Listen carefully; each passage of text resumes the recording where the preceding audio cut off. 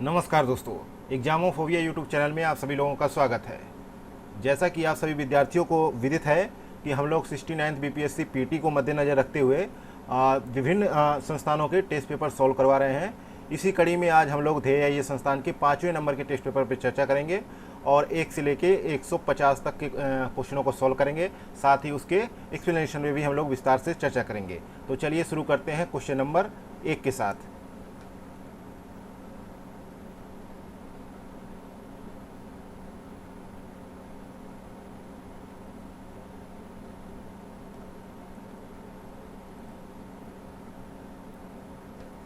Question number पहला क्या कह रहा है, देखते हैं।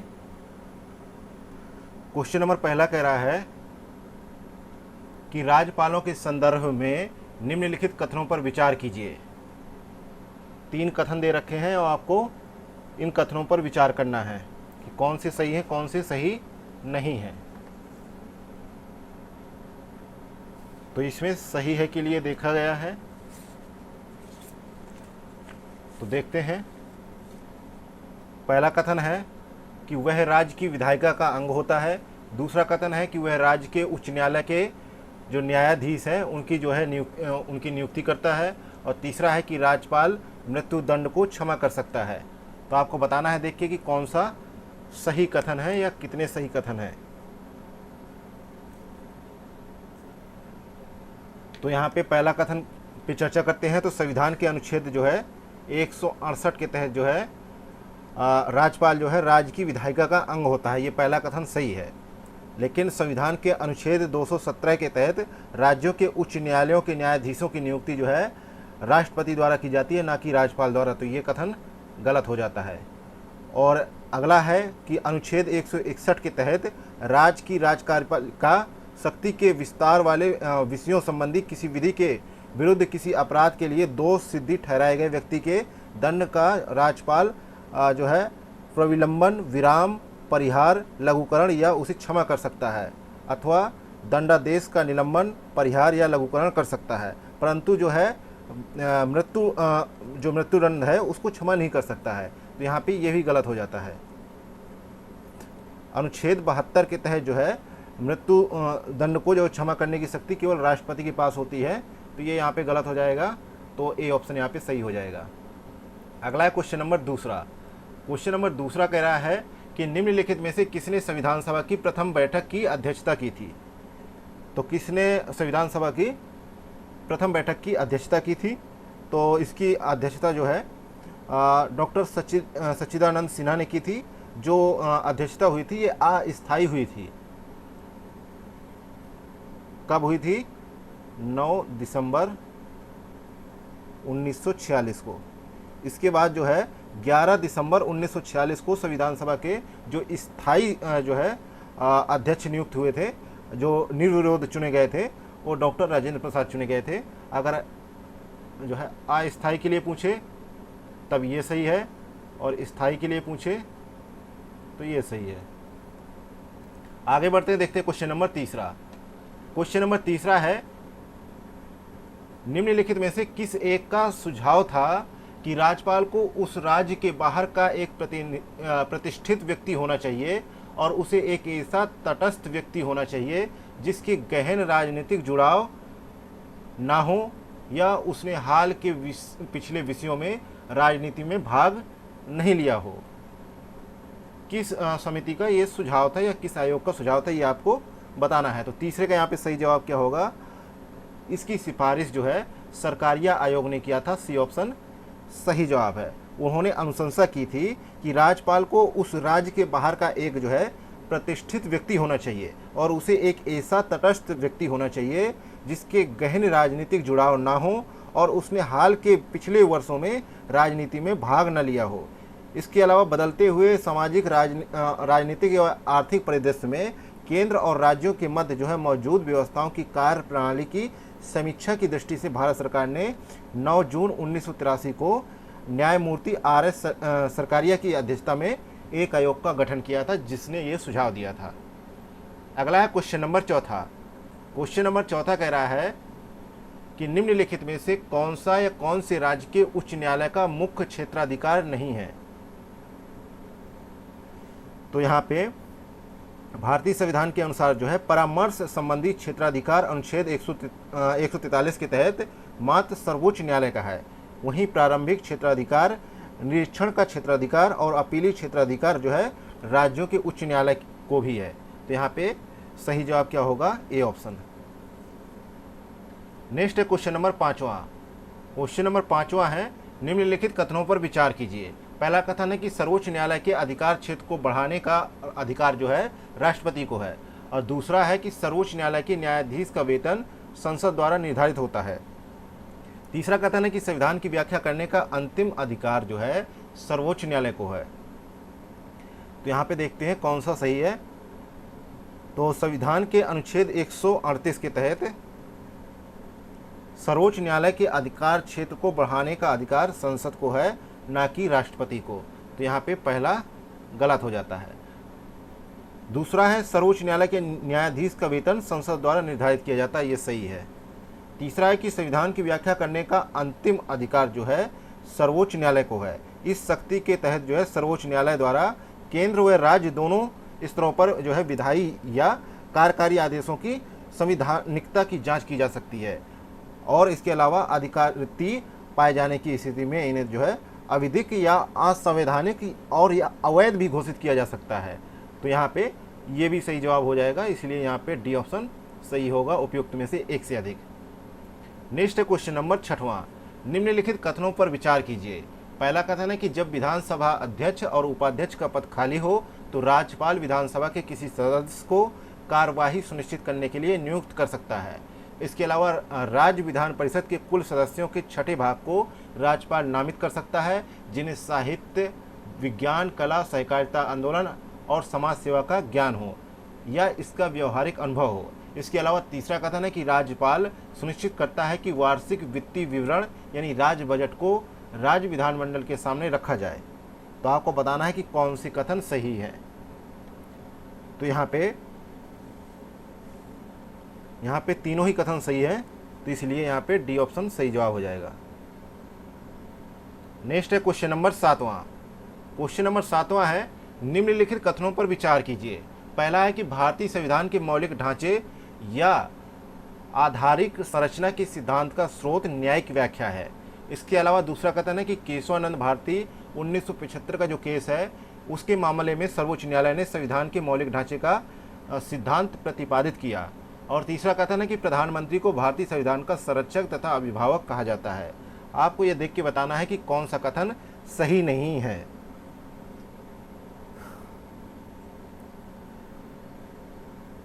तो यहाँ पे पहला दूसरा सही है, जबकि जो है सर्वोच्च न्यायालय को भारतीय संविधान का संरक्षक तथा अभिभावक कहा जाता है, ना कि प्रधानमंत्री को। तो यहाँ पे डी ऑप्शन सही जवाब हो जाएगा, क्योंकि उपयुक्त में से एक से अधिक सही है। नहीं, गलत के लिए पूछा गया है, तो यहाँ पे माफ़ी चाहते हैं। तो यहाँ पे सही जवाब होगा सी ऑप्शन, केवल तीसरा सही है। नेक्स्ट है क्वेश्चन नंबर 8वां।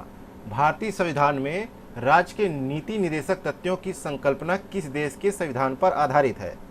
तो यहाँ पे 8वें का सही जवाब है बी ऑप्शन, आयरलैंड। भारतीय संविधान में राज्य के नीति निर्देशक तथ्यों की संकल्पना जो है आयरलैंड के संविधान पर आधारित है, और भारतीय संविधान में इसे जो है भाग 4 में अनुच्छेद 36 से लेकर 51 तक जो है उपबंधित किया गया है। नेक्स्ट क्वेश्चन नंबर 9वां। भारत के उपराष्ट्रपति का निर्वाचन एक निर्वाचक गण द्वारा किया जाता है, जिसके सदस्य कौन होते हैं ये आपको बताना है। तो यहाँ पे 9वें का सही जवाब क्या होगा? संविधान के अनुच्छेद 66(1) के तहत उपराष्ट्रपति का निर्वाचन संसद के दोनों सदनों के निर्वाचित एवं मनोनीत सभी सदस्यों से मिलकर बनने वाले निर्वाचक गण के सदस्यों द्वारा अनुपातिक प्रतिनिधित्व पद्धति के अनुसार एकल संक्रमणीय मत द्वारा होता है। इसलिए यहाँ पे पहला भी सही है, दूसरा भी सही है, तीसरा भी सही है, इसलिए यहाँ पे डी ऑप्शन सही जवाब हो जाएगा।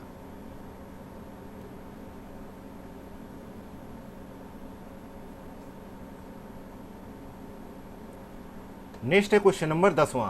संविधान के निम्नलिखित अनुच्छेदों में से किस एक के अंतर्गत संघ की कार्यपालिका शक्तियां राष्ट्रपति में निहित हैं?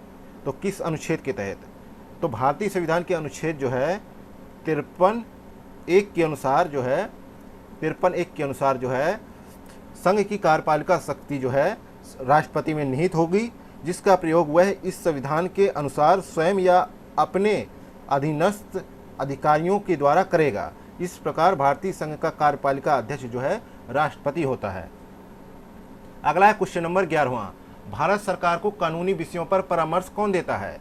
तो भारत सरकार को कानूनी विषयों पर परामर्श जो है कौन देता है? तो भारत का महान्यायवादी देता है। ये ऑप्शन सही है। इसका उल्लेख जो है भारतीय संविधान के अनुच्छेद 76(2) के तहत किया गया है और महान्यायवादी जो है, जिसे अटॉर्नी जनरल भी कहा जाता है, भारत सरकार को कानूनी विषयों पर परामर्श देता है।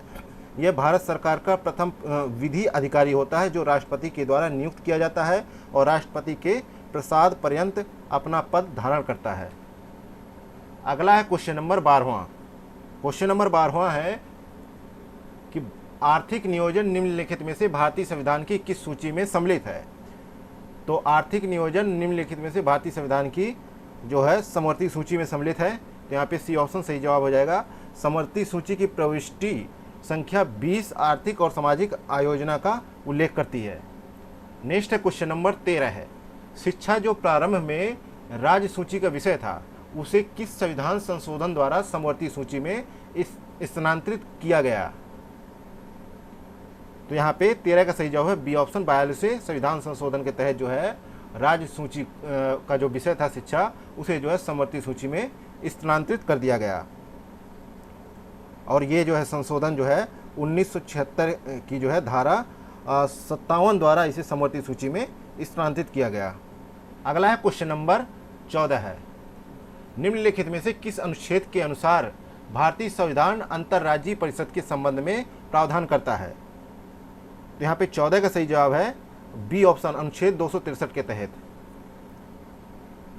अनुच्छेद 263 केंद्र और राज्यों के बीच जो है समन्वय स्थापित करने के लिए राष्ट्रपति को एक अंतर्राज्यीय परिषद की स्थापना करने की शक्ति प्रदान करता है और यदि उसे यह प्रतीत होता है कि उसकी स्थापना से लोक हितों की सिद्धि होगी। नेक्स्ट है क्वेश्चन नंबर 15 है, केंद्र तथा राज्यों के मध्य वित्त का विभाजन निम्न में से किसकी संस्तुतियों के अनुसार होता है? तो यहाँ पे 15 का सही जवाब है वित्त आयोग के द्वारा जो है केंद्र और राज्यों के मध्य जो है वित्त का विभाजन किया जाता है। और संविधान का अनुच्छेद 280 जो है प्रत्येक 5 वर्ष के अंतराल पर एक वित्त आयोग के गठन का प्रावधान किया गया है। इसका मुख्य कार्य जो है कार्य संघ और राज्यों के बीच जो है करों के शुद्ध आगमों के वितरण के बारे में और राज्यों के बीच ऐसे आगमों के आवंटन के तरीके के संबंध में राष्ट्रपति को सिफारिश प्रस्तुत करता है। इसके अलावा वित्त आयोग भारत की समेकित निधि यानी संचित निधि से राज्यों के राजस्व में सहायता अनुदानों को शासित करने वाले सिद्धांतों की भी अनुशंसा करता है। यह अपनी रिपोर्ट राष्ट्रपति को सौंपता है। इसके अलावा प्रथम वित्त आयोग का गठन जो है केसी नियोगी की अध्यक्षता में 22 नवंबर 1951 को किया गया था। नेक्स्ट है क्वेश्चन नंबर 16 है, भारत के संविधान की निम्नलिखित में से कौन सी एक अनुसूची में दल बदल विरोधी कानून विषयक प्रावधान है? यहाँ पे 16 का सही जवाब है ए ऑप्शन, 10वीं अनुसूची में है। ए ऑप्शन यहाँ पे सही जवाब है। संविधान की 10वीं अनुसूची में दल बदल विरोधी कानून विषयक प्रावधान है। यह अनुसूची 52वें संविधान संशोधन 1985 के द्वारा जोड़ी गई। इसके अलावा 10वीं अनुसूची में 51वें संविधान संशोधन 2003 द्वारा संशोधन किया गया और इस संशोधन का एक प्रमुख उद्देश्य क्या था, ये महत्वपूर्ण है। तो इसका मुख्य उद्देश्य था कि दल बदल पर रोक लगाने के साथ साथ केंद्र एवं राज्यों में मंत्री परिषद के आकार को निर्धारित करना था, इसका प्रमुख उद्देश्य था। अगला है क्वेश्चन नंबर 17 है, भारतीय संविधान का अनुच्छेद 249 किससे संबंधित है?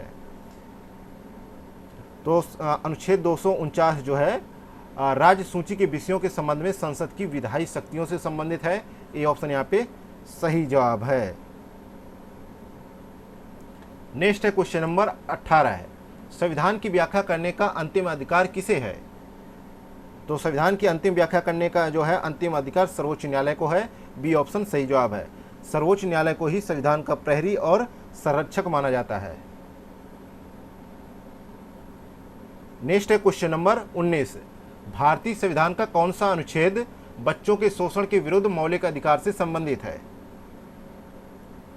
तो यहाँ पे 19 का सही जवाब है ए ऑप्शन, अनुच्छेद 24। अनुच्छेद 24 के अनुसार जो है 14 वर्ष से कम आयु के किसी बालक को किसी कारखाने या खान में काम करने के लिए नियोजित नहीं किया जाएगा या किसी अन्य परिसंकट में जो है नियोजन में नहीं लगाया जा सकेगा। नेक्स्ट है क्वेश्चन नंबर 20, राज्य विधान परिषद का प्रावधान भारतीय संविधान के किस अनुच्छेद में रखा गया है? तो 20 का सही जवाब क्या होगा? 20 का सही जवाब होगा बी ऑप्शन, अनुच्छेद 171 के तहत। राज्य विधान परिषद का प्रावधान भारतीय संविधान के अनुच्छेद 171 में है। अनुच्छेद 171 एक के अनुसार राज्य की विधान परिषद के सदस्यों की कुल संख्या उस राज्य की विधानसभा के सदस्यों की कुल संख्या के 1/3 से अधिक नहीं होगी, परंतु किसी राज्य की विधान परिषद के सदस्यों की संख्या किसी भी दशा में 40 से कम नहीं होगी। वर्तमान में केवल 6 राज्यों कर्नाटक, उत्तर प्रदेश, महाराष्ट्र, बिहार, आंध्र प्रदेश तथा तेलंगाना में ही विधान परिषद है। नेक्स्ट है क्वेश्चन नंबर 21, राष्ट्रपति द्वारा जारी एक अध्यादेश संसद के सत्र शुरू होने के बाद कितने समय तक रखा जाना आवश्यक है? तो 21 का सही जवाब है बी ऑप्शन, 6 सप्ताह तक रखा जाना आवश्यक है। और इसका उल्लेख अनुच्छेद 123 2D के अनुसार राष्ट्रपति द्वारा जारी अध्यादेश को संसद के सत्र शुरू होने के बाद 6 सप्ताह के अंदर जो है अनुमोदित होना चाहिए। नेक्स्ट है क्वेश्चन नंबर 22, लोकसभा और राज्यसभा में गणपूर्ति की संख्या कितनी होनी चाहिए, यानी कितनी होती है? तो गणपूर्ति की संख्या जो है 1/10 होती है, जो है कुल सदस्य संख्या का 1/10। सी ऑप्शन यहाँ पे सही है। और इसका उल्लेख जो है अनुच्छेद 103 के में मिलता है, जिसके अनुसार जो है लोकसभा या राज्यसभा का कोरम जो है कुल सदस्य संख्या का 1/10 होना चाहिए। नेक्स्ट है क्वेश्चन नंबर 23, भारतीय संविधान का कौन सा अनुच्छेद अल्पसंख्यकों को अपनी मनपसंद शिक्षण संस्थाओं को स्थापित एवं संचालित करने के अधिकार को संरक्षण प्रदान करता है? तो यहाँ पे 23 का सही जवाब है बी ऑप्शन, अनुच्छेद 30। इसके तहत जो है अपनी रुचि की शिक्षा संस्थाओं की स्थापना और प्रशासन करने का अधिकार धर्म या भाषा पर आधारित सभी अल्पसंख्यक वर्गों को प्रदान किया गया है। नेक्स्ट है क्वेश्चन नंबर 24, निम्नलिखित में से भारत की प्रथम लोकसभा के पहले अध्यक्ष कौन थे? तो पहली लोकसभा के गठन के पश्चात इसकी बैठक जो है 13 मई 1952 को की गई और 15 मई 1952 को गणेश वासुदेव मावलंकर जो है इसके पहले अध्यक्ष बने। ये ऑप्शन यहाँ पे सही जवाब है। वे अपनी मृत्यु 27 फरवरी 1956 तक इस पद में रहे और पहली लोकसभा के जो है शेष कार्यकाल के लिए तत्कालीन उपाध्यक्ष जो है एम अनंत सेनम अयंकर जो है लोकसभा अध्यक्ष जो है बने और 8 मार्च 1956 को ये बने थे, जो है जीवी मावलंकर की मृत्यु के बाद। नेक्स्ट है क्वेश्चन नंबर 25, राज्यसभा के चुनाव के लिए अपेक्षित न्यूनतम आयु क्या रखी गई है? तो इसके लिए न्यूनतम आयु 30 वर्ष रखी गई है। तो यहाँ पे ऑप्शन है नहीं, तो ई ऑप्शन यहाँ पे सही जवाब हो जाएगा। नेक्स्ट है क्वेश्चन नंबर 26, संविधान के किस अनुच्छेद के अंतर्गत धन विधेयक को परिभाषित किया गया है? तो 26 के यहाँ पे सही जवाब है धन विधेयक को जो है अनुच्छेद 110 के तहत जो है परिभाषित किया गया है। इसके अलावा 109 के तहत जो है धन विधेयक के संबंध में विशेष प्रक्रिया का प्रावधान किया गया है और अनुच्छेद 111 के तहत जो है विधेयकों पर जो है अनुमति से संबंधित है। नेक्स्ट है क्वेश्चन नंबर 27 नंबर क्वेश्चन है कि निम्नलिखित में से कौन सा शब्द या शब्दावली भारत के संविधान में उल्लिखित नहीं है? तो इसका सही जवाब है उल्लिखित नहीं है बजट। सी ऑप्शन यहाँ पे सही जवाब है। जबकि जो है अनुच्छेद 112 के अंतर्गत जो है वार्षिक वित्तीय विवरण शब्द का उल्लेख मिलता है। नेक्स्ट है क्वेश्चन नंबर 28, संविधान की 11वीं अनुसूची निम्नलिखित में से किससे संबंधित है? संविधान की 11वीं अनुसूची जो है किससे संबंधित है? तो पंचायती राज से संबंधित है। सी ऑप्शन यहाँ पे करेक्ट आंसर है। संविधान की 11वीं अनुसूची 73वें संविधान संशोधन अधिनियम 1992 के माध्यम से जोड़ी गई। इसमें कुल जो है 19 विषय जैसे मत्स्य उद्योग, पेयजल, गरीबी उन्मूलन कार्यक्रम, परिवार कल्याण, महिला एवं बाल विकास, सार्वजनिक वितरण प्रणाली इत्यादि शामिल किए गए, जिन पर पंचायतों को विधि बनाने की शक्ति दी गई। नेक्स्ट है क्वेश्चन नंबर 29, भारत के संविधान के किस अनुच्छेद के अनुसार राज्य के राज्यपाल द्वारा मुख्यमंत्री को नियुक्त किया जाता है? तो यहाँ पे 29 का सही जवाब है बी ऑप्शन, अनुच्छेद 164 के तहत। अनुच्छेद 164 के तहत जो है अनुच्छेद 164 के अनुसार जो है मुख्यमंत्री की नियुक्ति जो है राज्यपाल करेगा और अन्य मंत्रियों की नियुक्ति राज्यपाल मुख्यमंत्री की सलाह पर करेगा। नेक्स्ट है क्वेश्चन नंबर 30। क्वेश्चन नंबर 30 है, भारतीय संविधान की प्रस्तावना में समाजवादी शब्द किस संशोधन के तहत जोड़ा गया?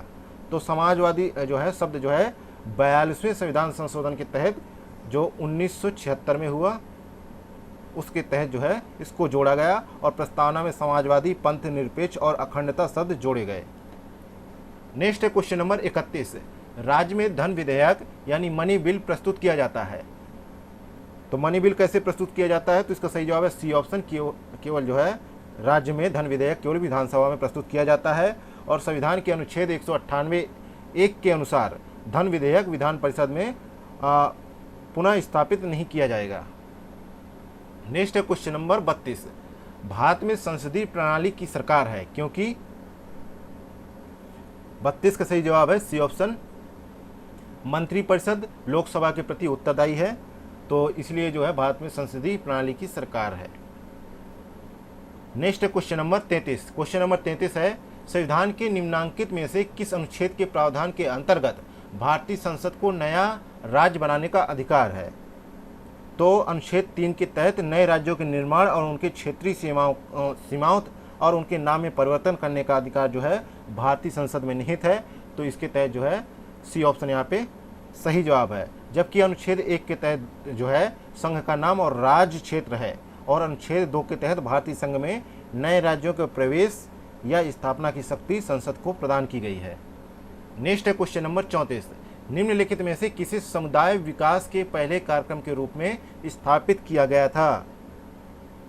तो यहाँ पे राष्ट्रीय विस्तार सेवा को जो है समुदाय विकास के पहले कार्यक्रम के रूप में स्थापित किया गया था और जो है देश में पर्याप्त वृद्धि प्रदान करने के लिए वर्ष 1952 में पायलट आधार पर इसको शुरू किया गया।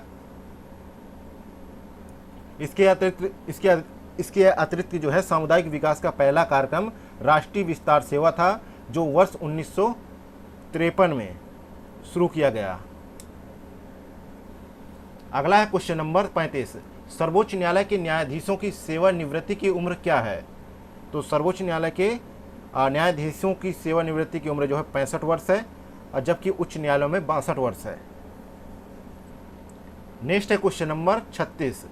भारतीय गणराज्य के संविधान का कौन सा अनुच्छेद व्यक्ति की प्राण एवं दैहिक स्वतंत्रता के संरक्षण से संबंधित है?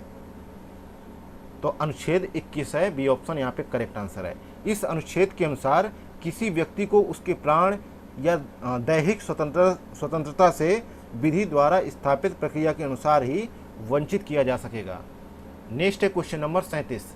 हाल ही में निम्नलिखित में से कौन सा नगर निगम सेंट्रल बैंक डिजिटल करेंसी को अपनाने वाला देश का पहला नगर निगम बन गया है?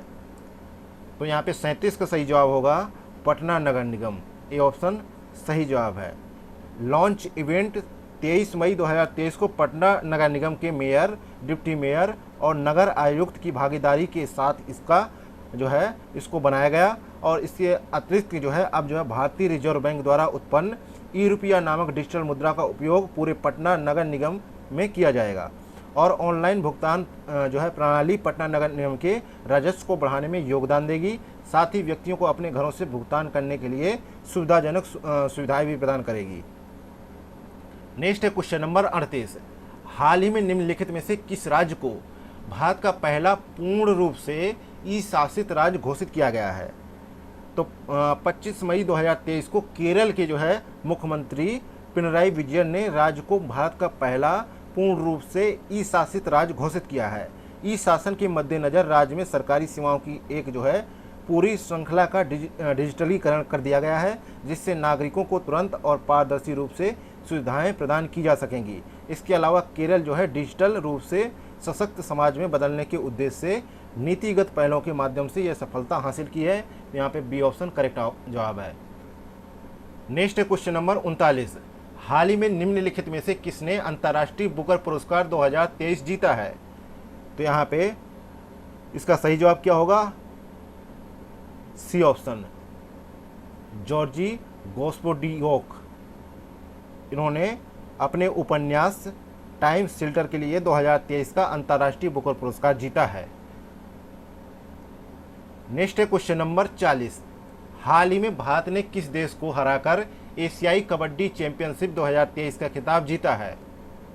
तो यहाँ पे 40 का सही जवाब है बी ऑप्शन, ईरान को हराकर जो है भारत ने एशियाई कबड्डी चैंपियनशिप 2023 जीता है और फाइनल में जो है ईरान को 42-32 से हराकर भारत ने ये जो है खिताब जीता है। तो यहाँ पे बी ऑप्शन सही जवाब है। नेक्स्ट है क्वेश्चन नंबर 41। क्वेश्चन नंबर 41 है, हाल ही में डोप टेस्ट में फेल होने के कारण किस महिला वेट लिफ्टर पर 4 साल का प्रतिबंध लगा दिया गया है? तो 41 का सही जवाब है ए ऑप्शन, संजीता चानू के ऊपर जो है ये 4 साल का प्रतिबंध लगाया गया है। इसके अलावा जो है ये जो है राष्ट्रमंडल खेलों में 2 बार की स्वर्ण पदक विजेता भी है और जो है अभी ये डोप टेस्ट में फेल हो गई, जिसके कारण पर 4 साल का प्रतिबंध लगा दिया गया है। तो यहाँ पे ए ऑप्शन सही जवाब है। नेक्स्ट है क्वेश्चन नंबर 42। क्वेश्चन नंबर 42 है, 22 मई को प्रतिवर्ष अंतर्राष्ट्रीय जैव विविधता दिवस मनाया जाता है। वर्ष 2023 के लिए इस दिवस का मुख्य विषय क्या है? तो यहाँ पे 42 का सही जवाब है सी ऑप्शन, समझौते से कार्यवाही तक जैव विविधता का पुनर्निर्माण। सी ऑप्शन यहाँ पे सही जवाब है। नेक्स्ट है क्वेश्चन नंबर 43। 16 मई 2023 को निम्नलिखित में से किस राज्य में भारत का सबसे बड़ा स्काई वॉक पुल का उद्घाटन किया गया? तो स्काई वॉक पुल का उद्घाटन कहाँ किया गया? तमिलनाडु में। और जो है कब किया गया? 16 मई 2023 को। और तमिलनाडु के मुख्यमंत्री M.K. स्टालिन ने इसका उद्घाटन किया। और इसकी ऊंचाई की बात करें, ऊंचाई चौड़ाई की बात करें तो 570 मीटर जो है लंबा है और 4.2 मीटर चौड़ा है ये। इसके अलावा यह स्काई वॉक ब्रिज जो है मावलम रेलवे स्टेशन और टी नगर बस टर्मिनल को आपस में जोड़ता है। और इस स्काई ब्रिज परियोजना के माध्यम से प्रतिदिन जो है लगभग 1 लाख लोगों के द्वारा उपयोग करने की संभावना भी है। नेक्स्ट है क्वेश्चन नंबर 44। हाल ही में विश्व आर्थिक मंच द्वारा जारी एनर्जी ट्रांजिशन इंडेक्स में भारत की कौन सी रैंकिंग है? तो इसमें भारत की रैंकिंग जो है 67 है। ए ऑप्शन यहाँ पे सही जवाब है। इसके अलावा स्वीडन जो है सूची में टॉप पर है और इस सूची में 5 देशों में डेनमार्क, नॉर्वे, फिनलैंड और स्विट्जरलैंड शामिल हैं। और जो है यह एक जो है अंतर्राष्ट्रीय स्तर पर गैर सरकारी संगठन है और इसकी स्थापना जो है 24 जनवरी 1971 को की गई थी। अगला है क्वेश्चन नंबर 45। हाल ही में की गई घोषणा के अनुसार फीफा क्लब वर्ल्ड कप 2023 का आयोजन किस शहर में किया जाएगा? तो इसका आयोजन जो है सऊदी अरब के जेद्दा शहर में किया जाएगा। सी ऑप्शन यहाँ पे सही जवाब है। यह tournament king Abdullah sport city stadium और प्रिंस अब्दुल्ला अल जो है फैसल स्टेडियम में खेला जाएगा। यहाँ पे सी ऑप्शन सही जवाब है। नेक्स्ट है क्वेश्चन नंबर 46। हाल ही में संयुक्त राष्ट्र के बाहरी अंतरिक्ष मामलों के संयुक्त राष्ट्र कार्यालय के निदेशक के रूप में किसे नियुक्त किया गया है? तो यहाँ पे 46 का सही जवाब है। 46 का सही जवाब है ए ऑप्शन, आरती होला मैनी को नियुक्त किया गया है। ए ऑप्शन यहाँ पे सही जवाब है।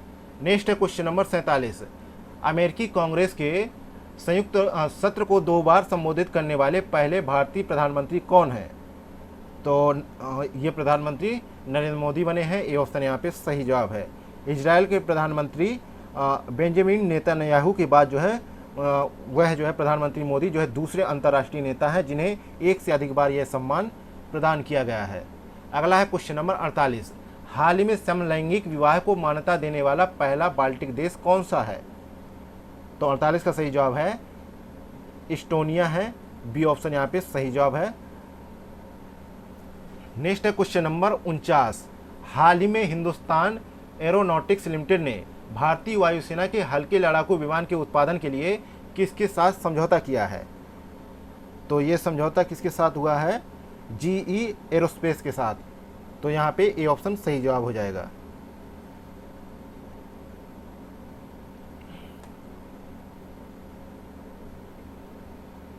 नेक्स्ट है क्वेश्चन नंबर 50। हाल ही में टाइम मैगजीन द्वारा जारी 100 सबसे प्रभावशाली कंपनियों में कौन सी भारतीय कंपनी शामिल की गई है? तो इसमें जो है सबसे प्रभावशाली कंपनियों में कौन सी भारतीय कंपनी शामिल की गई है? तो national payments corporation of India को शामिल किया गया है। यहाँ पे ए ऑप्शन सही है। नेक्स्ट है क्वेश्चन नंबर 51। हाल ही में निम्नलिखित में से किस लेखक को प्रतिष्ठित जर्मन पीस प्राइज से सम्मानित किया गया है? तो प्रसिद्ध लेखक जो है सलमान रुश्दी को जो है उनके साहित्यिक कार्यों के लिए प्रतिष्ठित जर्मन पीस प्राइज से सम्मानित किया गया है। तो यहाँ पे सलमान रुश्दी, बी ऑप्शन सही जवाब हो जाएगा। उन्हें यह अवार्ड जो है 22 अक्टूबर को जो है फ्रैंकफर्ट में दिया जाएगा और यह घोषणा जो है सलमान रुश्दी के 76वें जन्मदिन के अवसर पर की गई। नेक्स्ट है क्वेश्चन नंबर 52। हाल ही में 200 अंतर्राष्ट्रीय मैच खेलने वाले पहले पुरुष फुटबॉलर कौन बने हैं? तो 200 जो है अंतर्राष्ट्रीय जो है मैच खेलने वाले पुरुष फुटबॉलर जो है क्रिस्टियानो रोनाल्डो बने हैं। बी ऑप्शन सही जवाब है।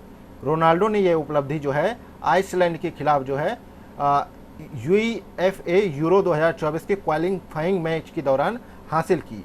उनको यह उपलब्धि के लिए गिनीज वर्ल्ड रिकॉर्ड सर्टिफिकेट से भी सम्मानित किया गया है। वह जो है पुर्तगाल के टीम से खेलते हैं और वे जो है पुर्तगाल टीम के कप्तान भी हैं। नेक्स्ट है क्वेश्चन नंबर 53। हाल ही में भारत ने किस देश को स्वदेश निर्मित मिसाइल कार्वेट आईएनएस कृपाण उपहार में दिया है? आईएनएस कृपाण उपहार में दिया है किस देश को? तो यहाँ पे 53 का सही जवाब है ए ऑप्शन, वियतनाम को दिया है। ए ऑप्शन करेक्ट है। नेक्स्ट है क्वेश्चन नंबर 54। किस राज्य की हॉकी टीम ने हॉकी इंडिया जूनियर पुरुष राष्ट्रीय चैंपियनशिप 2023 जीती है? तो यहाँ पे 54 का सही जवाब है मध्य प्रदेश। बी ऑप्शन यहाँ पे सही जवाब है। मध्य प्रदेश की टीम ने बिरसा मुंडा हॉकी स्टेडियम में फाइनल में चंडीगढ़ की टीम को हराकर 13वीं हॉकी इंडिया जूनियर पुरुष राष्ट्रीय चैंपियनशिप 2023 जीती है। वहीं हरियाणा की टीम ने प्रतियोगिता में तीसरा स्थान हासिल किया। नेक्स्ट है question number 55।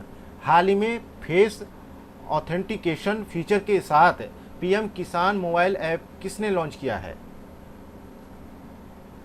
Face authentication feature के साथ जो है पीएम किसान मोबाइल ऐप लॉन्च किया केंद्रीय कृषि मंत्री नरेंद्र सिंह तोमर ने। बी ऑप्शन सही जवाब है। इस सुविधा की मदद से कोई भी किसान दूर दराज घर बैठे भी आसानी से बिना ओटीपी या फिंगरप्रिंट के ही फेस स्कैनर ई-केवाईसी को पूरा करा सकता है। इसके अलावा पीएम किसान जो है दुनिया की सबसे बड़ी डीबीटी योजनाओं में से एक है। इसके तहत किसानों को 6,000 रुपये सालाना राशि 3 किस्तों में सीधे हस्तांतरित की जाती है। नेक्स्ट है क्वेश्चन नंबर 56।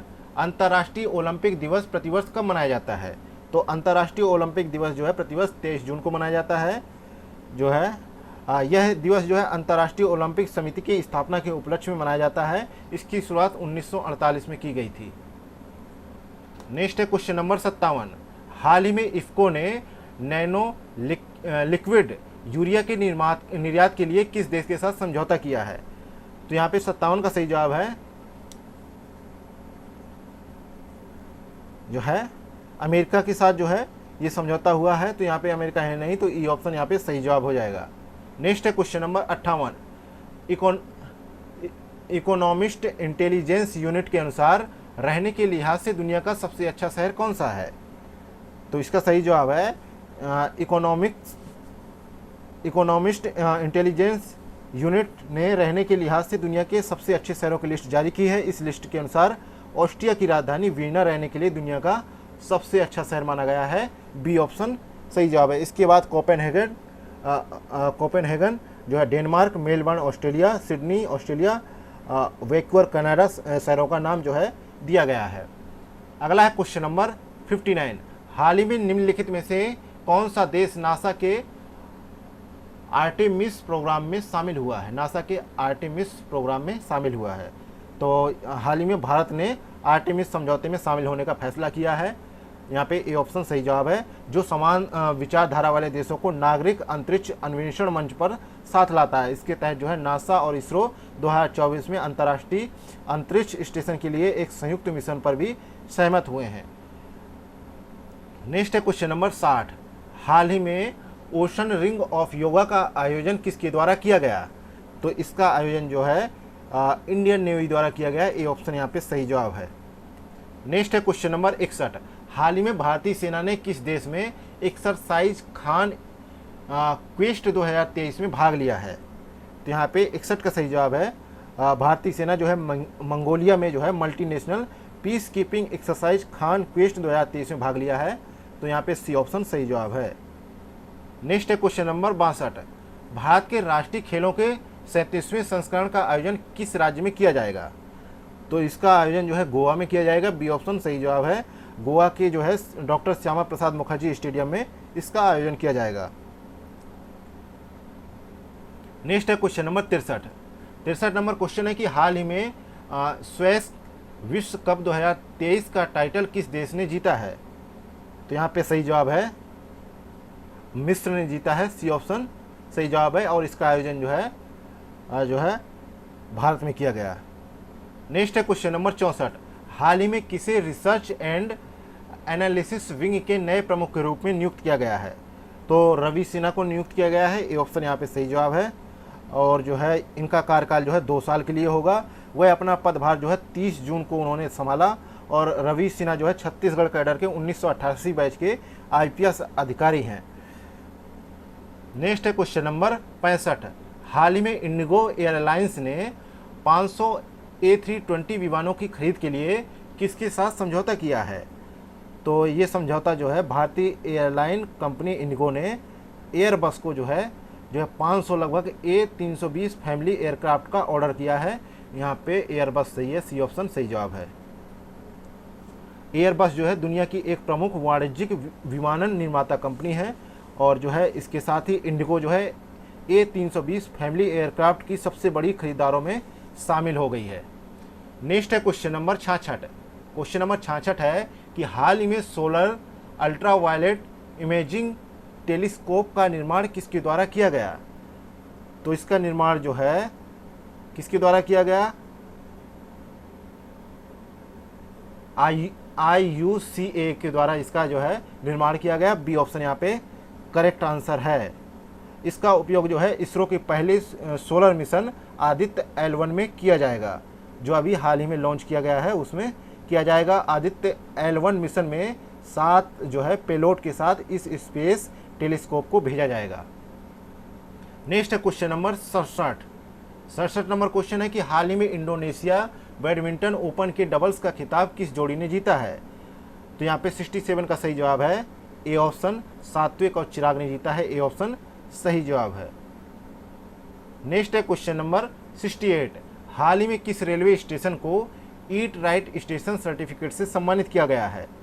तो यहाँ पे 68 का सही जवाब है। गुवाहाटी रेलवे स्टेशन को सम्मानित किया गया है। बी ऑप्शन सही जवाब है क्योंकि यहाँ पे अच्छी स्वच्छता का ख्याल रखा जाता है। अच्छा जो है गुणवत्तापूर्ण और साफ जो है खाना यहाँ पे मिलता है और इसका प्रमाणन जो है फसाई द्वारा किया गया है उन रेलवे स्टेशन को जो यात्रियों के लिए सुरक्षित है और पौष्टिक आहार भी प्रदान करता है। नेक्स्ट है क्वेश्चन नंबर 69, हाल ही में CNG से संचालित देश की पहली टॉय ट्रेन का उद्घाटन किस राज्य में किया गया? टॉय ट्रेन का उद्घाटन जो है राजस्थान के उदयपुर में गुलाब बाग में किया गया जो है ये टॉय ट्रेन का उद्घाटन। तो यहाँ पे ए ऑप्शन सही जवाब है। इस ट्रेन का नाम जो है महाराणा प्रताप एक्सप्रेस ट्रेन रखा गया है और टॉय ट्रेन के इंजीनियर जो है अनिरुद्ध सिंह जो है नथावत हैं। उनके अनुसार यह जो है CNG से संचालित देश की पहली टॉय ट्रेन है। नेक्स्ट है question number 70, Asia cup 2023 hybrid model में किन 2 देशों में आयोजित किया जाएगा? तो ये जो है हाइब्रिड मॉडल में जो है कहाँ पे होगा? पाकिस्तान में 4 मुकाबले होंगे और श्रीलंका में बाकी 9 मुकाबले खेले जाएंगे। तो यहाँ पे श्रीलंका और पाकिस्तान सही जवाब है। सी ऑप्शन करेक्ट आंसर है। नेक्स्ट है क्वेश्चन नंबर 71, अगर अर्थव्यवस्था दर बढ़ती है तो क्या होता है? तो अगर अर्थव्यवस्था की दर बढ़ती है तो ब्याज दर के बढ़ने से निवेश में कमी आती है क्योंकि धन की लागत बढ़ जाती है। तो यहाँ पे ए ऑप्शन सही जवाब है। नेक्स्ट है क्वेश्चन नंबर 72, भारत में कागजी मुद्रा प्रथम बार कब शुरू की गई? तो भारत में कागजी मुद्रा जो है प्रथम बार जो है 1862 में शुरू की गई। बी ऑप्शन सही जवाब है। सर्वप्रथम भारत में कागजी मुद्रा का आरंभ बैंक ऑफ हिंदुस्तान के द्वारा जो है किया गया। तत्पश्चात जो है general bank of Bengal and Bihar द्वारा मुद्रा में जो है विकास कार्य हुआ। इसके पश्चात 1784 से 91 तक बंगाल बैंक द्वारा मुद्रा के विकास में योगदान रहा और 1861 में पेपर करेंसी एक्ट आया जिसके अंतर्गत ब्रिटिश सरकार ने प्रेसिडेंसी बैंक से कागजी मुद्रा के निर्गमन का अधिकार ले लिया और इसके बाद जो है 1862 में भारत पर जो है रूल कर रही ब्रिटिश सरकार द्वारा कागजी मुद्रा को जारी किया गया। नेक्स्ट है क्वेश्चन नंबर 73। स्फीति दर में होने वाली तीव्र वृद्धि का आरोप कभी कभी आधार प्रभाव पर लगाया जाता है। यह आधार प्रभाव क्या है, यह आपको बताना है। तो यह है विगत वर्षों की कीमतों की स्फीति दर पर गणना पर आया प्रभाव है। तो यहाँ पर ए ऑप्शन सही जवाब है। नेक्स्ट है क्वेश्चन नंबर 74। राष्ट्रीय आय क्या होती है? तो उत्पादन लागत पर निवल राष्ट्रीय उत्पाद को राष्ट्रीय आय कहा जाता है। और राष्ट्रीय आय दिए गए वर्ष में किराए, वेतन, ब्याज, लाभ के कुल योग जो कि कुल उत्पादन लागत के योग से प्राप्त होती है के बराबर होता है। यहाँ पे ए ऑप्शन सही जवाब हो जाएगा। नेक्स्ट है क्वेश्चन नंबर 75। निम्नलिखित उपायों में से किन्हें मुद्रास्फीति कम करने के लिए प्रयोग किए जा सकते हैं? पहला है कि नगद आरक्षित अनुपात में वृद्धि, दूसरा है राजकोषीय घाटे में कमी, तीसरा है संविधिक तरलता अनुपात में वृद्धि। तो यहाँ पे कौन सा जो है सही है ये आपको बताना है। तो 75 का यहाँ पे डी ऑप्शन सही है, क्योंकि जो है तीनों ही ऑप्शन सही है।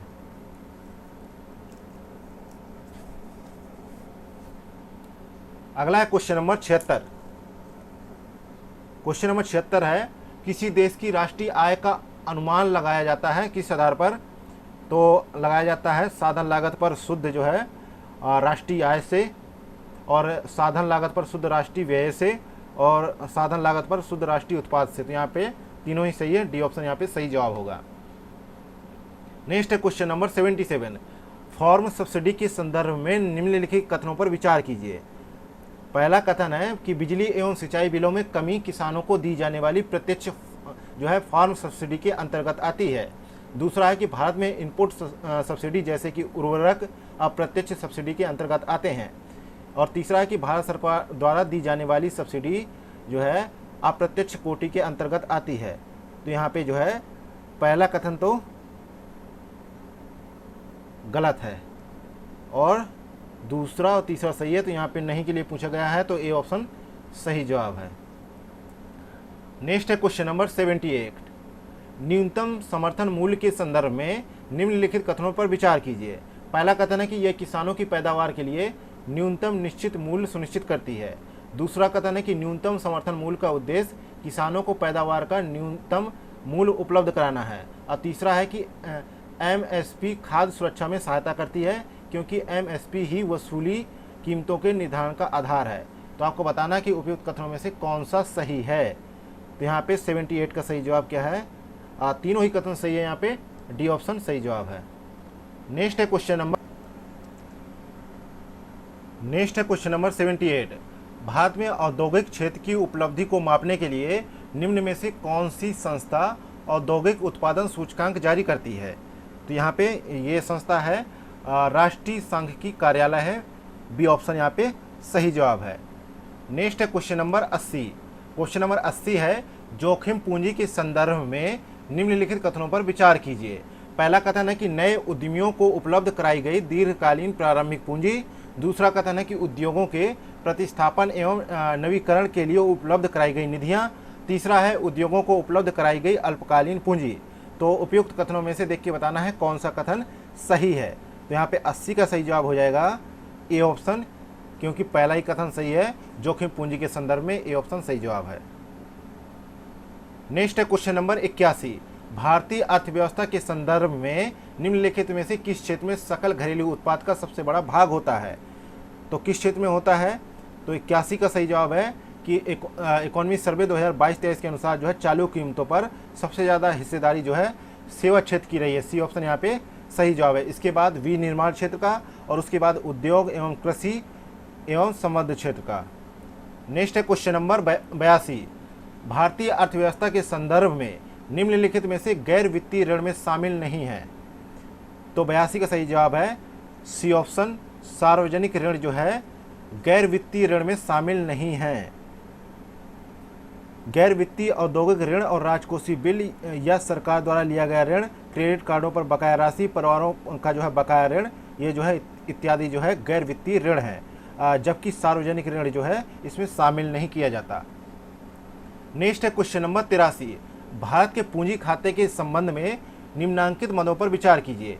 पहला है भारत सरकार द्वारा जारी बाह्य बॉन्ड, दूसरा है विदेशी प्रत्यक्ष निवेश, तीसरा है बाह्य ऋणों की ब्याज देयताएं, और चौथा है बैंकों की विदेशी मुद्रा सीमाएं। आपको उपयुक्त कथनों में से कौन सी मदें भारत के पूंजी खाते से संबंधित है, ये आपको बताना है। तो यहाँ पे 83 का सही जवाब है। 83 का क्या सही जवाब है? भारत सरकार द्वारा जारी बाह्य बॉन्ड भी है, तो पहला सही है। दूसरा है प्रत्यक्ष जो है विदेशी निवेश, ये भी सही है। तीसरा है जो है बैंकों की विदेशी मुद्रा सीमा, ये भी सही है। तो यहाँ पे उपयुक्त में से एक से अधिक, डी ऑप्शन सही जवाब है। जबकि जो है बाह्य ऋण की ब्याज देयताओं और व्यापार संतुलन को जो है चालू खातों में दर्शाया जाता है। नेक्स्ट है क्वेश्चन नंबर 84। किसी अर्थव्यवस्था में मुद्रा गुणक यानी मनी मल्टीप्लायर निम्नलिखित में से किस एक के साथ बढ़ाया जाता है? तो यहाँ पे सही जवाब है ए ऑप्शन, लोगों की बैंकिंग आदतों में वृद्धि के साथ बैंक जमा में वृद्धि के साथ इसको बढ़ाया जाता है। ए ऑप्शन यहाँ पे सही जवाब है। नेक्स्ट है क्वेश्चन नंबर 85। भारत में मुद्रा संबंधी नोटों की निर्गमन प्रणाली किस पर आधारित है? तो यहाँ पे 85 का सही जवाब है सी ऑप्शन, न्यूनतम कोष प्रणाली के तहत जो है पर आधारित है। नेक्स्ट है क्वेश्चन नंबर 86। निम्नलिखित में से कौन सा या से कार्य जो है आरबीआई के अंतर्गत आता है?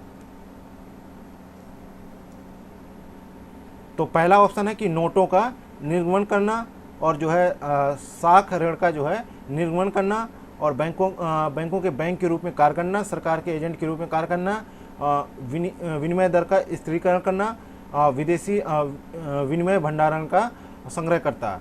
तो यहाँ पे आपको देखना है कि कौन सा सही है। तो यहाँ पे ये तीनों ही सही है, तो यहाँ पे डी ऑप्शन सही जवाब हो जाएगा। अगला क्वेश्चन नंबर 87। वित्तीय समावेशन के संदर्भ में निम्नलिखित कथनों पर विचार कीजिए। पहला कथन है कि वित्तीय समावेशन का तात्पर्य जो है समाज के सभी वर्गों तक वित्तीय सेवाओं की पहुंच से है। तो यहाँ पे सही के लिए पूछा है, तो यहाँ पे ये ऑप्शन सही है। और भारत में वित्तीय समावेशन प्राप्त करने के लिए भारत सरकार द्वारा जो है क्षेत्रीय ग्रामीण बैंकों का गठन किया गया है, ये भी सही है।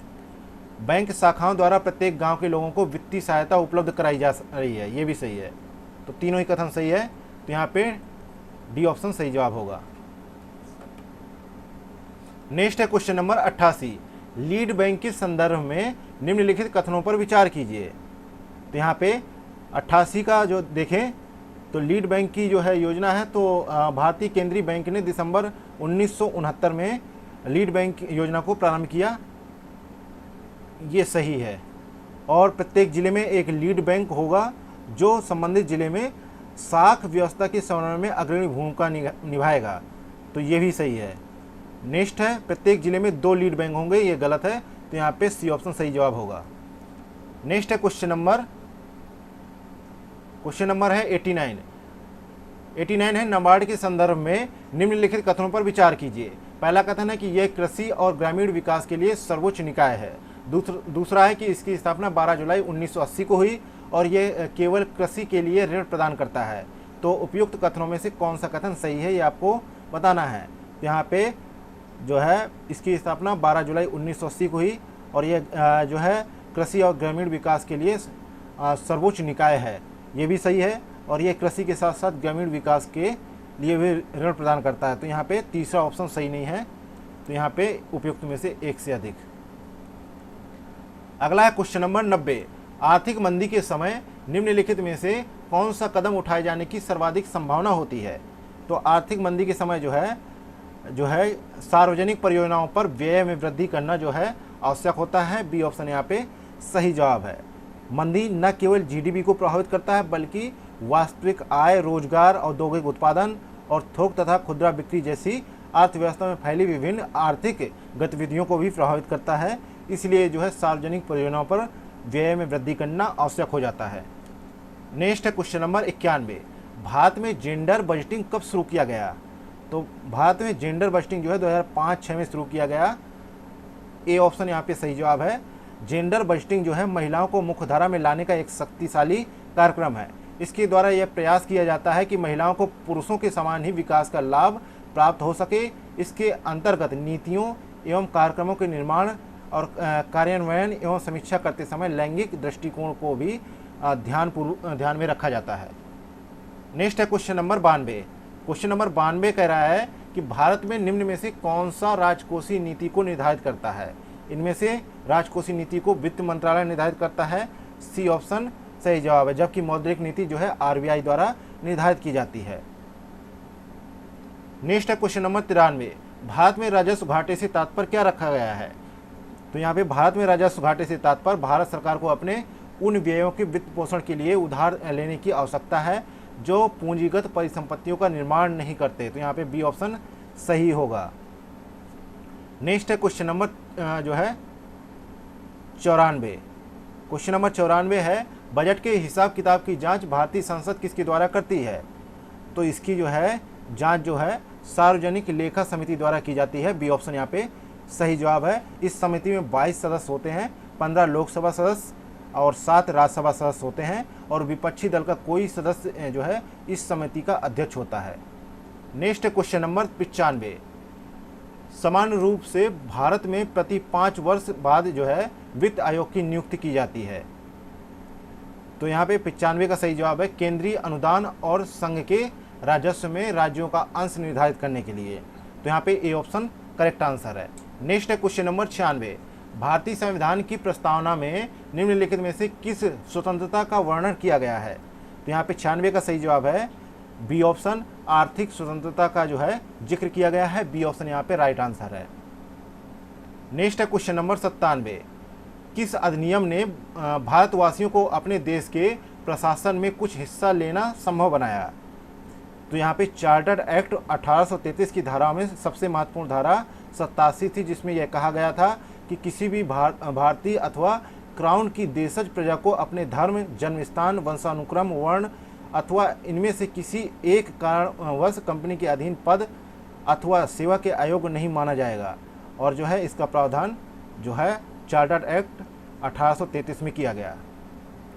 नेक्स्ट है क्वेश्चन नंबर 98, संविधान सभा ने डॉक्टर बी.आर. अम्बेडकर की अध्यक्षता में प्रारूप समिति का गठन कब किया। तो यहाँ पे 98 का सही जवाब है, सी ऑप्शन 29 अगस्त 1947 को किया, और डॉक्टर बी.आर. अम्बेडकर जो है इस प्रारूप समिति के अध्यक्ष थे। नेक्स्ट है क्वेश्चन नंबर 99, निम्नलिखित में से भारतीय संविधान का कौन सा अनुच्छेद आकस्मिकता निधि से संबंधित है। तो अनुच्छेद 267 एक जो है आकस्मिकता निधि की स्थापना का प्रावधान करता है और राष्ट्रपति के नियंत्रणाधीन होती है। ये जो है आकस्मिक प्रकृति के व्ययों हेतु आवश्यक पड़ने पर इसको काम में लिया जाता है। तो यहाँ पे सी ऑप्शन सही जवाब है। अगला है क्वेश्चन नंबर 100, निम्नलिखित में से कौन सा लक्षण भारतीय परिसंघ और अमेरिकी परिसंघ में समान रूप से पाया जाता है। तो यहाँ पे 100 का सही जवाब है, ए ऑप्शन संविधान के निर्वचन के लिए परिसंघीय उच्चतम न्यायालय, ए ऑप्शन यहाँ पे सही जवाब है। और ये जो है भारतीय और अमेरिकी दोनों ही परिसंघों के समान लक्षण दिखते हैं इसमें। नेक्स्ट है क्वेश्चन नंबर 101, भारत के संविधान निर्माताओं ने 7वीं अनुसूची में वर्णित समवर्ती सूची की अवधारणा को ग्रहण किया। कहाँ से ग्रहण किया है। तो इसका सही जवाब है बी ऑप्शन, भारत के संविधान में समवर्ती सूची को ऑस्ट्रेलिया के संविधान से लिया गया है, बी ऑप्शन यहाँ पे सही जवाब है।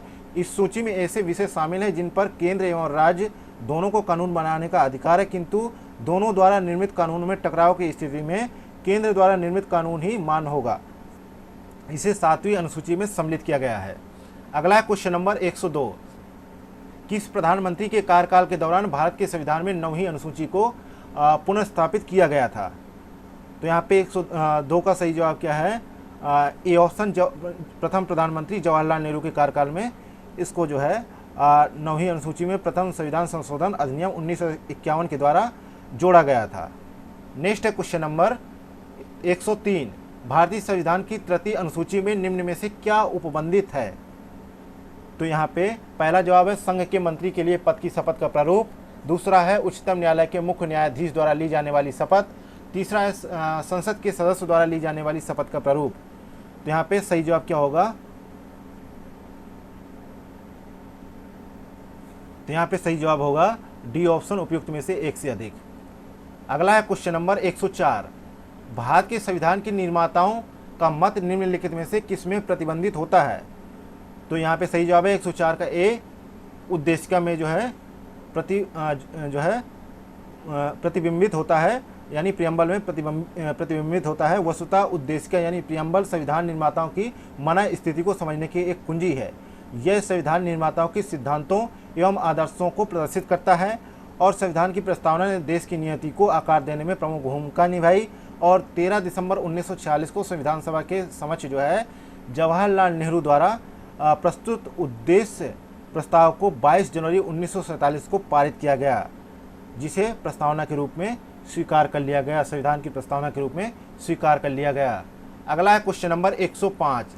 भारत का एक नागरिक अपनी नागरिकता खो देता है यदि वह, पहला है कि भारतीय नागरिकता का परित्याग करता है, या स्वेच्छा से अन्य देश की नागरिकता प्राप्त करता है, या किसी अन्य देश के नागरिक से विवाह कर लेता है। तो यहाँ पे पहला सही है, दूसरा भी सही है, जबकि अन्य देश के नागरिक से विवाह करने की स्थिति में वह भारतीय नागरिक की नागरिकता का लोप नहीं करता, यानी वो नहीं खोता है। तो यहाँ पे डी ऑप्शन सही जवाब हो जाएगा, पहला दूसरा सही है। नेक्स्ट है क्वेश्चन नंबर 106। निम्नलिखित में से कौन सी संवैधानिक निकाय हैं? राष्ट्रीय मानवाधिकार आयोग, राष्ट्रीय अनुसूचित जनजाति आयोग, राष्ट्रीय जांच एजेंसी। तो यहाँ पे जो है राष्ट्रीय अनुसूचित जनजाति आयोग का गठन जो है अनुच्छेद 338A के तहत किया गया, अतः यह संवैधानिक निकाय है, जबकि राष्ट्रीय मानवाधिकार आयोग और राष्ट्रीय जांच एजेंसी संवैधानिक नहीं है, बल्कि वैधानिक एवं संविधिक निकाय हैं, क्योंकि इनका गठन जो है संसदीय विधियों के द्वारा किया गया है, इसलिए यहाँ पे दूसरा ऑप्शन सही जवाब होगा। नेक्स्ट है क्वेश्चन नंबर 107। भारतीय संविधान की 7वीं अनुसूची के अंतर्गत राज्य सूची में निम्न में से किसका उल्लेख मिलता है? तो इसमें शिक्षा, विद्युत एवं वन संवर्ती सूची में शामिल है। विद्युत, शिक्षा, तो इसमें उपयुक्त में से एक जो है सही जवाब है, तो उल्लेख मिलता है, जबकि रेलवे पुलिस जो है राज्य सूची का विषय है।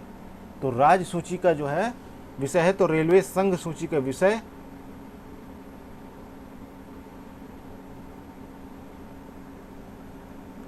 तो यहाँ पे सही जवाब क्या होगा? राज्य विषय का सूची जो है सी ऑप्शन सही जवाब हो जाएगा। नेक्स्ट है क्वेश्चन नंबर 108। भारत के संविधान की उद्देशिका में कितने प्रकार के न्याय की व्यवस्था की गई है? तो इसमें जो है 3 प्रकार की न्याय की व्यवस्था की गई है, बी ऑप्शन सही है। सामाजिक, आर्थिक और राजनीतिक न्याय की व्यवस्था की गई है। नेक्स्ट है क्वेश्चन नंबर 109।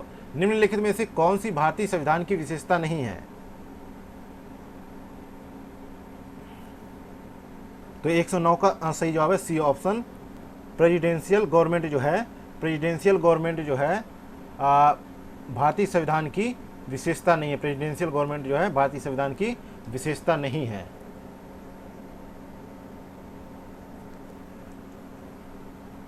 नेक्स्ट है क्वेश्चन नंबर 110। भारत में संपत्ति के अधिकार की क्या स्थिति है? तो भारत में संपत्ति के अधिकार की स्थिति जो है ये विधिक अधिकार है जो किसी भी व्यक्ति को प्राप्त है। बी ऑप्शन यहाँ पे सही जवाब है। 44वें संवैधानिक संशोधन के तहत संपत्ति के अधिकार को मौलिक अधिकारों की सूची से हटाकर संविधान के भाग 12 के अध्याय 4 के रूप में स्थापित किया गया। इसके अनुच्छेद 300 का के अनुसार, ठीक है, का के अनुसार किसी व्यक्ति को उसकी संपत्ति से विधि के प्राधिकार से ही वंचित किया जाएगा, अन्यथा नहीं। अतः यह स्पष्ट है कि वर्तमान में भारत में संपत्ति का अधिकार जो है एक विधिक या कानूनी अधिकार है जो किसी भी व्यक्ति, नागरिक या गैर नागरिक को प्राप्त है। नेक्स्ट है क्वेश्चन नंबर 111 है। भारत के प्रधानमंत्रियों में कौन अपने कार्यकाल में संसद में कभी भी उपस्थित नहीं हुआ? तो यहाँ पे 111 का सही जवाब है चौधरी चरण सिंह जो है 28 जुलाई 1979 से 14 जनवरी 1980 तक भारत के प्रधानमंत्री रहे। उनके पूरे कार्यकाल के दौरान जो है लोकसभा की बैठक ही नहीं हुई और लोकसभा की निर्धारित बैठक से एक दिन पूर्व ही कांग्रेस द्वारा समर्थन वापसी के कारण चौधरी चरण सिंह को प्रधानमंत्री पद से इस्तीफा देना पड़ा। इसलिए जो है यहाँ पे सी ऑप्शन सही जवाब है। नेक्स्ट है क्वेश्चन नंबर 112। भारत के राष्ट्रपति को निम्नलिखित में से किसके द्वारा उसके पद से हटाया जा सकता है? तो जो है भारत के राष्ट्रपति को किसके द्वारा हटाया जा सकता है? अनुच्छेद 56 के खंड 1 के उपखंड ख के अनुसार संविधान का अतिक्रमण करने पर राष्ट्रपति को अनुच्छेद 61 में उपबंधित महाभियोग की प्रक्रिया के द्वारा संसद द्वारा जो है हटाया जा सकता है। तो यहाँ पे ए ऑप्शन सही जवाब है। नेक्स्ट है क्वेश्चन नंबर 113 है। निम्नलिखित में से कौन सा भारत के राष्ट्रपति के निर्वाचक गण का तो भाग है परंतु उसके महाभियोग अधिकरण का भाग नहीं है। तो यहाँ पे 113 का सही जवाब है बी ऑप्शन, राज्य की विधानसभाएं। अनुच्छेद 61 के अनुसार राष्ट्रपति पर महाभियोग एक अर्ध न्यायिक प्रक्रिया है जो संसद में चलाई जाती है। इसमें राज्यों की विधानसभाएं भाग नहीं ले सकती, जबकि अनुच्छेद 54 खा के अनुसार राज्यों की विधानसभाओं के निर्वाचित सदस्य जो है राष्ट्रपति के निर्वाचक गण का भाग हैं। राज्यों की विधान परिषदें राष्ट्रपति के निर्वाचक गण का भाग नहीं होती। नेक्स्ट है क्वेश्चन नंबर 114 है, राष्ट्रपति लोकसभा को कब भंग कर सकते हैं? तो राष्ट्रपति जो है अनुच्छेद 85 2 खा के अनुसार राष्ट्रपति लोकसभा को भंग कर सकता है, किंतु राष्ट्रपति की यह शक्ति अनुच्छेद 74 1 के अधीन है, अर्थात यह ऐसा केंद्रीय मंत्रिपरिषद की अनुशंसा या सलाह पर कर सकता है। हालांकि मंत्रिपरिषद द्वारा लोकसभा में बहुमत खो देने पर उसके द्वारा दी गई लोकसभा को समय पूर्व भंग करने की सलाह राष्ट्रपति पर बाध्यकारी नहीं होगी तथा इस संदर्भ में राष्ट्रपति अपने विवेकाधिकार का प्रयोग कर सकता है। तो यहाँ पर सही जवाब क्या होगा? सी ऑप्शन, केंद्रीय मंत्रिमंडल के अनुशंसा पर जो है लोकसभा को भंग कर सकता है राष्ट्रपति। नेक्स्ट है क्वेश्चन नंबर 115, भारत के राष्ट्रपति ने निम्नलिखित में से किस एकमात्र मामले में अपने वीटो की शक्ति का प्रयोग किया था? तो यहाँ पे सही जवाब है सी ऑप्शन, भारतीय डाकघर संशोधन विधेयक में जो है राष्ट्रपति ने अपने जो वीटो था उसका जो है प्रयोग किया था। और जो है ये जो है 1954 में राष्ट्रपति डॉक्टर राजेंद्र प्रसाद द्वारा किया गया था, जबकि जो है 1986 में राष्ट्रपति ज्ञानी जैल सिंह ने भारतीय डाकघर विधेयक पर पॉकेट वीटो यानी अर्थात जो है संसद द्वारा पारित विधेयक को अनिश्चित काल के लिए लंबित रखने का प्रयोग किया। नेक्स्ट है क्वेश्चन नंबर 116 है, भारतीय संविधान के किस अनुच्छेद के अंतर्गत राष्ट्रपति संसद के दोनों सदनों द्वारा पारित किसी बिल पर अपनी स्वीकृति रोक सकते हैं? तो इसका प्रावधान जो है अनुच्छेद 111 के तहत मिलता है। ए ऑप्शन यहाँ पे सही जवाब है। नेक्स्ट है क्वेश्चन नंबर 117 है, क्वेश्चन नंबर 117 कह रहा है, भारत के राष्ट्रपति की शक्तियों के बारे में निम्नलिखित में से कौन सा एक सही नहीं है? तो यहाँ पे संविधान के अनुच्छेद 143 के अनुसार राष्ट्रपति को सर्वोच्च न्यायालय से किसी विषय पर परामर्श प्राप्त करने की शक्ति है, परंतु उस पर परामर्श को स्वीकार करने की बाध्यता नहीं। तो यहाँ पर सही जवाब ए होगा। नेक्स्ट है क्वेश्चन नंबर 118 है, निम्नलिखित में से किसी भौगोलिक क्षेत्र को अनुसूचित घोषित करने का संवैधानिक अधिकार किसको है? तो यहाँ पे 118 का सही जवाब है, ये अधिकार जो है राष्ट्रपति को है। बी ऑप्शन यहाँ पे सही जवाब है। नेक्स्ट है क्वेश्चन नंबर 119, निम्नलिखित कथनों पर विचार कीजिए। पहला है, केंद्र में मंत्रिपरिषद संसद के प्रति सामूहिक रूप से उत्तरदायी होगी, और दूसरा है कि संघीय मंत्री भारत के राष्ट्रपति के प्रसाद पर्यंत पद धारण करेंगे। इसके अलावा विधि निर्माण हेतु प्रस्ताव के बारे में प्रधानमंत्री राष्ट्रपति को सूचित करेगा। तो यहाँ पे कौन सा कथन सही है? तो यहाँ पे 119 का सही जवाब क्या है? डी ऑप्शन, उपयुक्त में से एक से अधिक। अगला है क्वेश्चन नंबर 120, भारत के महान्यायवादी के विषय में निम्नलिखित कथनों पर विचार कीजिए। पहला कथन है कि वह भारत के राष्ट्रपति द्वारा नियुक्त किया जाता है और उसमें वही योग्यताएं होनी चाहिए जो सर्वोच्च न्यायालय के न्यायाधीश की होती हैं। उसे संसद के किसी भी एक सदन का सदस्य होना चाहिए। और चौथा है कि संसद द्वारा महाभियोग लगाकर उसे हटाया जा सकता है। तो यहाँ पे 120 को देखते हैं। तो जो है 120 का जो है सही के लिए पूछा है, तो पहला सही है, दूसरा सही है, तो ये गलत है, ये गलत है, यहाँ पे सही जवाब है।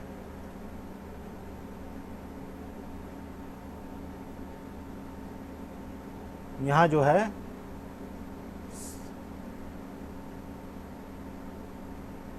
यहाँ पे जो है महाभियोग द्वारा नहीं, राष्ट्रपति द्वारा उसको हटाया जाता है। नेक्स्ट है क्वेश्चन नंबर 121, राष्ट्रपति द्वारा राज्यसभा में कितने व्यक्ति मनोनीत किए जाते हैं? तो राष्ट्रपति द्वारा अनुच्छेद 80(1) डी एवं अनुच्छेद 83 के अनुसार राष्ट्रपति द्वारा राज्यसभा में 12 व्यक्ति मनोनीत किए जाते हैं। यह साहित्य, विज्ञान, कला और समाज सेवा के क्षेत्र से हो सकते हैं। सी ऑप्शन करेक्ट है। नेक्स्ट है क्वेश्चन नंबर 122, मौलिक अधिकार के संबंध में निम्नलिखित में से कौन सा विकल्प सही है? तो 122 का सही जवाब है, मौलिक अधिकार के संदर्भ में आपातकालीन स्थिति में निलंबित किए जा सकते हैं। ए ऑप्शन यहाँ पे सही जवाब है। अनुच्छेद 358 एवं 359 में आपात की उद्घोषणा के प्रवर्तन की स्थिति में मूल अधिकारों के निलंबन संबंधी प्रावधानों का वर्णन किया गया है और ये निलंबित किए जा सकते हैं आपातकालीन स्थिति में। नेक्स्ट है क्वेश्चन नंबर 123, राज्य सरकार का कार्यकारी अध्यक्ष कौन है?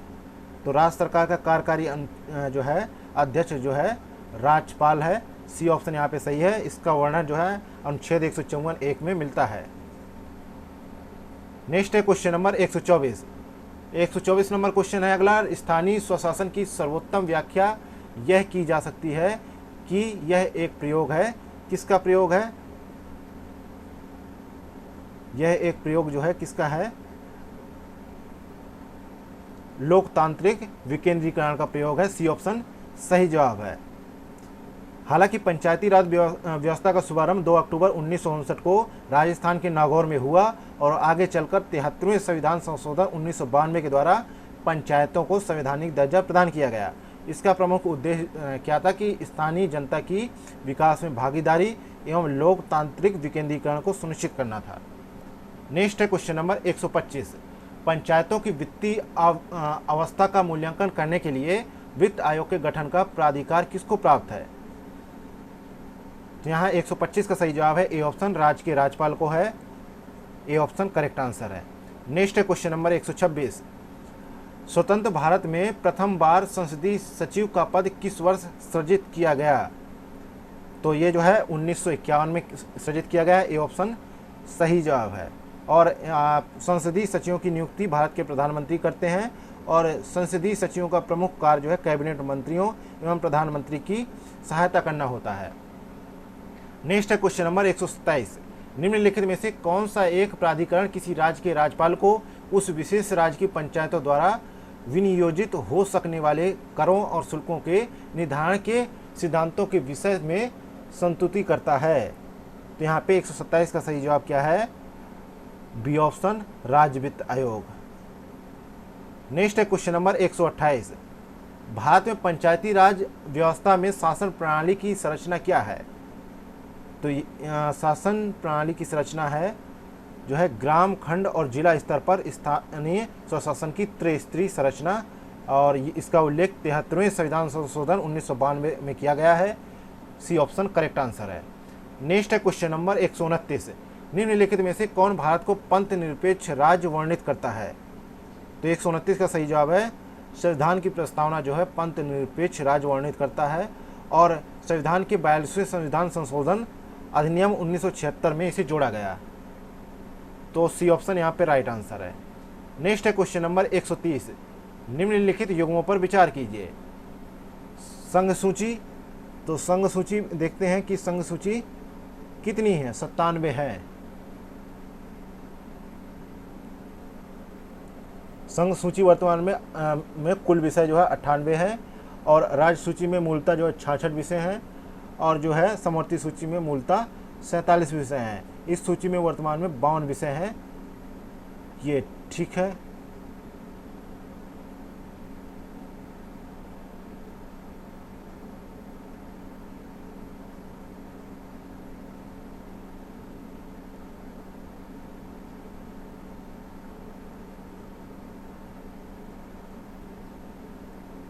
तो यहाँ पे ये सही है, ये सही है, डी ऑप्शन सही जवाब हो जाएगा।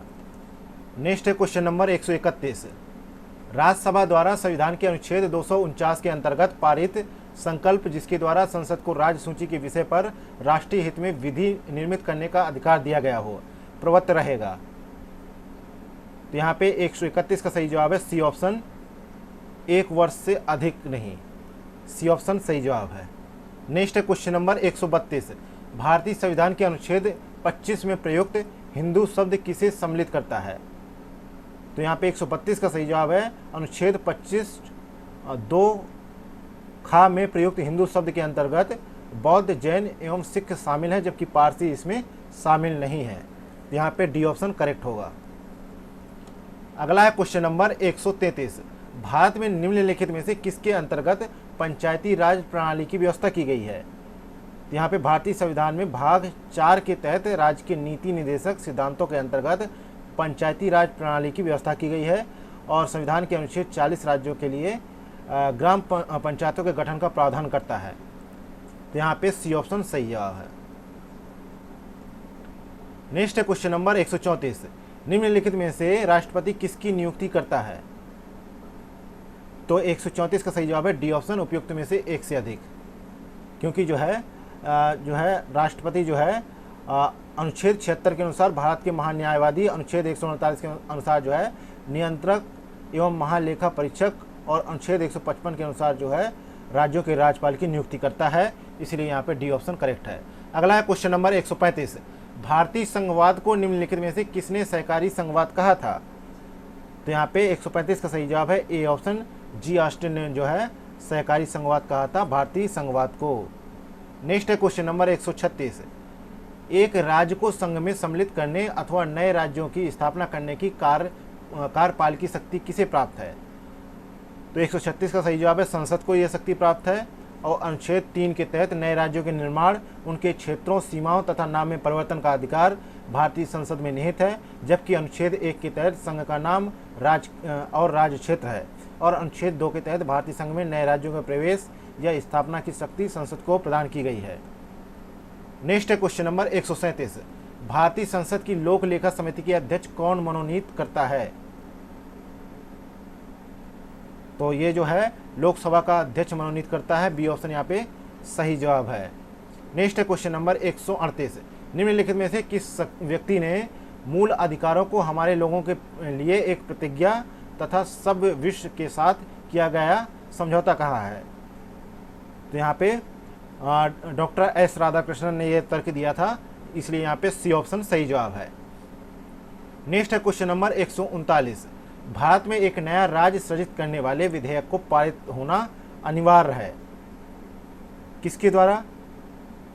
तो संसद में साधारण बहुमत द्वारा अनिवार्य है, और इसका उल्लेख जो है अनुच्छेद 368 के तहत किया गया है। बी ऑप्शन यहाँ पे सही जवाब है। नेक्स्ट है क्वेश्चन नंबर 140, भारतीय संविधान के निम्न अनुच्छेदों में से किस एक के अधीन राज्यपाल जो है राष्ट्रपति के विचार के लिए किसी विधेयक को आरक्षित रख सकता है? तो यहाँ पे 140 का सही जवाब है अनुच्छेद 200 के तहत जो है राज्यपाल विधानमंडल के दोनों सदनों से पारित विधेयक राष्ट्रपति की समझ प्रस्तुत किए जाने पर जो है राज्यपाल उसे जो है अपनी सहमति देने या रोकने के लिए अतिरिक्त विधेयक को राष्ट्रपति की विचार करने के लिए आरक्षित रख सकता है। नेक्स्ट है क्वेश्चन नंबर 141, संविधान का कौन सा अनुच्छेद भारत के नियंत्रक और महालेखा परीक्षक के कर्तव्य को निर्धारित करता है? तो 141 का सही जवाब है 148 1 के तहत जो है यह प्रक्रिया की जाती है। तो यहाँ पे बी ऑप्शन सही जवाब है। नेक्स्ट है क्वेश्चन नंबर 142, भारत की प्रभुता, एकता और अखंडता की रक्षा करें और उसे अक्षुण्ण रखें, यह उपबंध किस में किया गया है?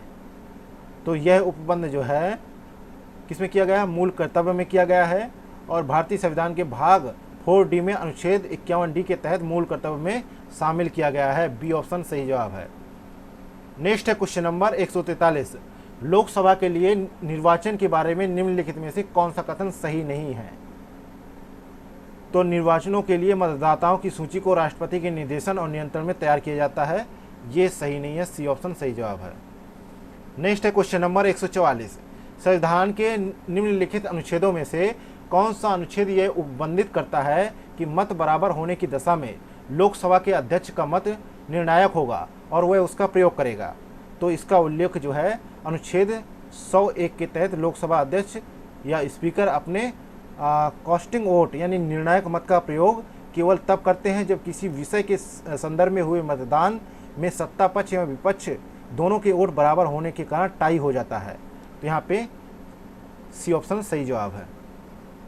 नेक्स्ट है क्वेश्चन नंबर 145, संविधान के किस प्रावधान में कहा गया है कि विधि के प्राधिकार के बिना ना तो कोई कर लगाया जा सकता है और ना ही एकत्रित किया जा सकता है? तो 145 का सही जवाब है ए ऑप्शन, अनुच्छेद 265 में यह प्रावधान किया गया है। नेक्स्ट है क्वेश्चन नंबर 146,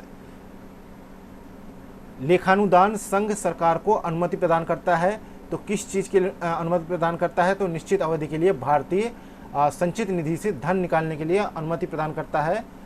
ए ऑप्शन यहाँ पे सही जवाब है और इसका उल्लेख अनुच्छेद 116 के तहत किया गया है। नेक्स्ट है क्वेश्चन नंबर 147। भारत के उच्चतम न्यायालय में न्यायाधीशों की संख्या में वृद्धि करने की शक्ति किसमें निहित है? तो इसकी शक्ति जो है अनुच्छेद 124 में उच्चतम न्यायालय के गठन में संबंध में प्रावधान किया गया है, जिसमें कहा गया है कि उच्चतम न्यायालय में एक मुख्य न्यायाधीश तथा 7 अन्य न्यायाधीश होंगे तथा संसद समय समय पर विधि द्वारा न्यायाधीशों की संख्या का निर्धारण करती है। यहाँ पे सी ऑप्शन सही जवाब है। अगला क्वेश्चन नंबर 148। नीति आयोग के विषय में निम्नलिखित में से कौन सा एक कथन सही नहीं है? तो 148 का सही जवाब है इसमें एक पूर्णकालिक अध्यक्ष होता है, ये सही नहीं है क्योंकि इसमें नीति आयोग का अध्यक्ष जो है प्रधानमंत्री स्वयं होते हैं और प्रधानमंत्री के कार्यकाल के साथ साथ ये बदलता रहता है। नेक्स्ट है क्वेश्चन नंबर 149। निम्नलिखित में से कौन सी एक सबसे बड़ी संसदीय समिति है? तो सबसे बड़ी जो है संसदीय समिति जो है कौन सी है? एस्टीमेट्स कमेटी है, यानी जो है प्राक्कलन समिति है।